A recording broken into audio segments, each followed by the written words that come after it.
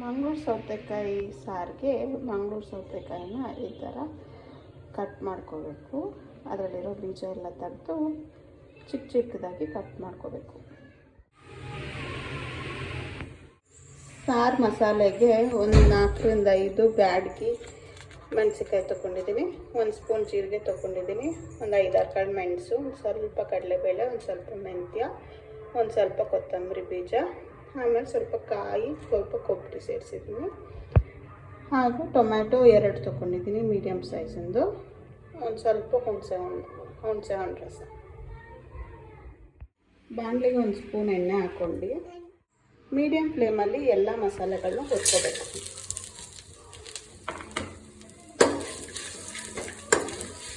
ಕೆಂಪಾಗೋವರೆಗೂ ಅದನ್ನು ಸ್ವಲ್ಪ ಹುರ್ಕೊಂಡು ಆಮೇಲಿಂದ ಮಿಕ್ಸಿಗೆ ಹಾಕ್ಸ್ಕೊಳ್ಳೋಣ. 1 ಸೀಟಿಗೆ ಬೇಳೆನ ಬೇಯಿಸ್ಕೊಂಡಿದ್ದೀನಿ ನಾನು. ಬೆಂದಿರೋ ಬೇಳೆಗೆ ಟೊಮೊಟೊ ಹಾಕೋತಾ ಇದ್ದೀನಿ, ಅದಕ್ಕೇ ಮಂಗಳೂರು ಸೌತೆಕಾಯಿನೂ ಹಾಕೋತಾ ಇದ್ದೀನಿ. ಸಿಟ್ಟಿರೋ ಹುಣಸೆ ಹುಳಿ ರಸ ಹಾಕ್ತಾಯಿದ್ದೀನಿ, ಅದಕ್ಕೇ ರುಬ್ಕೊಂಡಿರೋಂಥ ಮಸಾಲೆ ಹಾಕೋತಾ ಇದ್ದೀನಿ. ರುಚಿಗೆ ಎಷ್ಟು ಬೇಕೋ ಅಷ್ಟು ಉಪ್ಪು,